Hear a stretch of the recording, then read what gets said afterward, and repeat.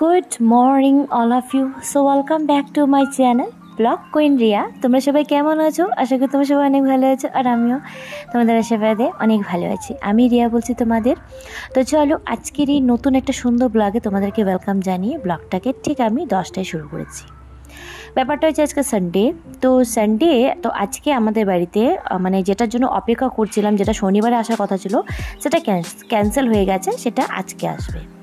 তার জন্য কি করছি, যে দেখতে পাচ্ছ আমি ওয়াল থেকে পাপড়গুলি ভাঙছি। এবার কি হয়েছে, পেন্টিংটা হয়তো ভালো করে করেনি, তার জন্য জায়গায় জায়গায় কেমন জানি হয়ে গেছে। কি করে যে বোঝাবো, মানে ভেঙে ভেঙে যাচ্ছিল। তো তার জন্য ভাবলাম যে এখানে কালার করব। তো আমার বর বলেছে প্রত্যেকটা যেগুলো ভেঙেছে পুরো অর্ধেকটা উঠিয়ে নাও, চাকু দিয়ে ভালো করে চেঁচে নাও। তো এটা পুরো পরিষ্কার করার পর তখন এটার মধ্যে কিছু একটা মানে হোয়াইট কালার বা এরকম একটা কালার, ক্রিম কালার মেরে দেবো। আপাতত তুমি পরিষ্কার করে রাখো। তো সকালে উঠে ব্রেকফাস্ট করেই ছেলেকে খাইয়ে দাবিয়ে নিচের কাজ তো হয়ে গেছে, উপরে চলে আসলাম এই কাজ করতে। আর আজকে না খালি ঘর পরিষ্কারেরই কাজ চলবে, সে কাজটা করে আমি চলে আসলাম অ্যাকুরিয়ামের মাছ, মানে অ্যাকুরিয়ামটা পরিষ্কার করব না, পাথর আর যত মাছ আছে সেগুলো সব বালতির মধ্যে প্রথমে মাছটা রেখে দেবো, আর জলগুলি ফেলে দেবো যত জলটা নোংরা হয়ে গেছে। তো এখানে আমার ছেলেও আমাকে হেল্প করছে, মানে ও না মাছ তুলতে এত ভালোবাসে, মানে কি বলবো। তো এখানে ও মাছ তুলে তুলে বালতিতে রাখছে, আর এটা তুলতে অনেকটা সময় লাগিয়ে দিয়েছে। আমি বললাম যে আমি করি না, শুনছে না। তা আমার বর কি করেছে, এটা মানি প্লান্ট লাগিয়েছিলাম, সেটাকে জলের মধ্যে রেখে দিয়েছে। রাখা কারণের জন্য না মানে জিনিসটা একটু খারাপ হয়ে গেছে, তো আমি বের করে দিলাম।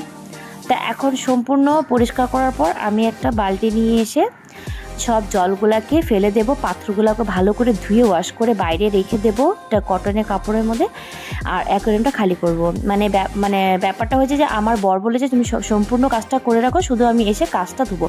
আর এটা ভীষণ ভারী, এটাকে না তুমি একা নিয়ে এসে ধুতে পারবে না, এটা আরেকজন লাগবেই। তার জন্য আমি আর রিস্ক নিলাম না, যে রেখে দাও, সব তো হয়ে গেছে, শুধু এটা ধোয়ার পালা। আমার বর আসলে পর দুজনে মিলে ধরবো। বাট যখন আমার বর আসলো তখন এটাকে আর ওয়াশ করাই হয়নি, তো রেখে দিয়েছি এইভাবে। যাই হোক, তো আমাদের বাড়ি যে জিনিসটা আসবে হয়তো বুঝেছো কি না, তা আমি এখন কি করব, এই বেডটাকে খালি করে নেব। মানে বেডটাকে আমি সম্পূর্ণ যা কাগজপত্র আছে, টুকিটাকি যা আছে, এগুলো সব আমি এক পাশে গুছিয়ে রেখে দেব। আর এই জাজিমটা না অনেকটা ভারী, সেটা তো আমি তুলতে পারবোই না, পসিবলই না।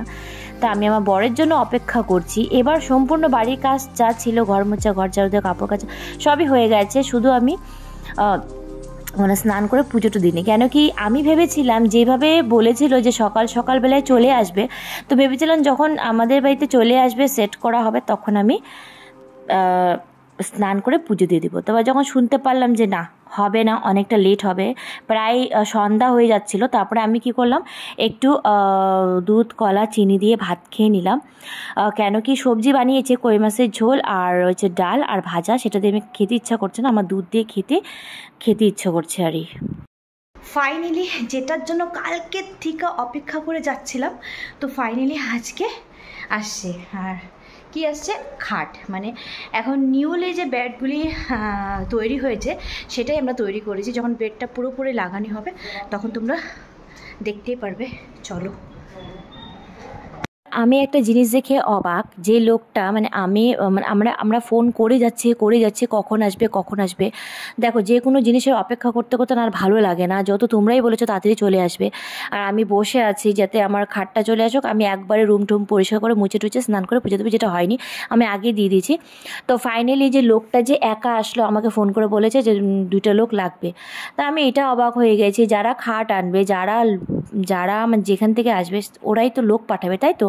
লোক পাঠায়নি। তো আমার বর আর আমার বরের বন্ধু মিলে যে এই খাটটা যে কিভাবে তুলেছে জাস্ট বলে বোঝাতে পারো না, প্রচুর খাটনি হয়েছে। এই যে দেখতে পাচ্ছ উপরে যে জিনিসটা যে কাঠের মতন উঠিয়েছে, সেটা উঠাতে অনেকটা কষ্ট হয়েছে, বিশাল ভারী। তো আমিও হেল্প করেছি, কেন কি ওইভাবে তো চাপ দেওয়া যায় না। তো এখানে আমাকে দাদাটা বলছে যে তুমি একটু ওঠাও আর নামাও, মানে শেখো জিনিসটাকে। তো খুব ইজিলি উঠে যায়, সেটা আমার ভালো লেগেছে। কিন্তু যখন এটাকে আমি বন্ধ করতে চাই তখন একটু হার্ড হার্ড, মানে খুব শক্ত, মানে একটু ভারী। তো তাও আমি চেষ্টা করছিলাম যে না, নিচে বেশি প্রেশার দিবে না, একটু প্রেশার দিলে টাপনি বন্ধ হয়ে যাবে। যাই হোক, এই জিনিসটা আমার খুব মানে ভালো লেগেছে। তো এখানে খাট যত লাগানি হয়ে গেছে, এখন আমি কি করব, সম্পূর্ণ ঘরটা ঝাড়ু দিয়ে দিব। আর আমি আগেই আইডিয়া করেছিলাম যে জাজিমটা হবে না, বাট একটু ম্যানেজ তো করতেই হবে, তাই না? একসাথে তো সব কিছু কেনা যায় না। তো যাই হোক, ফাইনালি খাটটা আসলো, দেখতেও খুব ভালো লাগছে। তোমাদের কেমন লাগছে অবশ্যই কমেন্টস করে জানাবে, তোমাদের কমেন্টের অপেক্ষা করব। আর এত কষ্ট করে যে তোমাদের জন্য ভিডিও তৈরি করি, তোমরা কেউ কিছু মানে কোনো রেসপন্স দিচ্ছ না, প্লিজ একটু আমার পাশে থেকো, আমাকে একটু রেসপন্স দিতে ভালো লাগবে, ভিডিও বানানোর এনার্জিটা বেড়ে যাবে। তো এইখানে তার পাশাপাশি আমার বড় চলে আসলো। আর না, বেশি এক্সাইটেড আমার ছেলে ছিল, মানে কখন আসবে কখন আসবে, মানে জাস্ট ও সকাল থেকে অপেক্ষা করেই যাচ্ছে যে কখন আসবে। মানে ও একটা যে কোনো জিনিস, নতুন জিনিস বলো, সে ছোটোখাটো জিনিস বলো, নতুন জিনিস যদি বাড়িতে আসে না, এটা আলাদা একটা এক্সাইটমেন্ট, খুব ভালো লাগে। আর যেটা ফাইনালি আসলো, তো ফাইনালি বিছানা সেট হয়ে গেছে। আর এখানে দেখো, এখানে যে গদিটা দেখতে পাচ্ছ, সেই গদিটা হয়নি, এটা অনেকটা লম্বা হয়ে গেছে, সাইডেও হয়নি। তো আমরা একটা নতুন আবার একটা গদি আনবো, সেটার জন্য অপেক্ষা করতে হবে। তো আপাতত যা আছে সেটাকে ম্যানেজ করে তো শুতে হবে রাত্রে।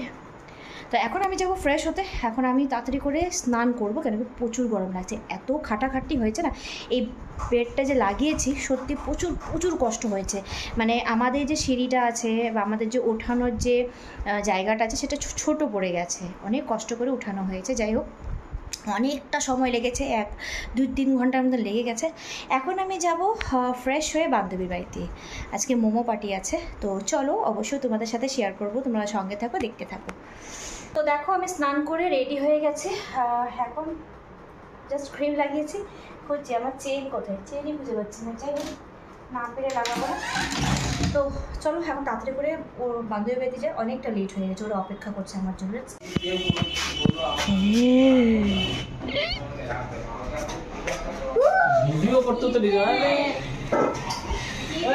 এসে পড়েছি আমরা,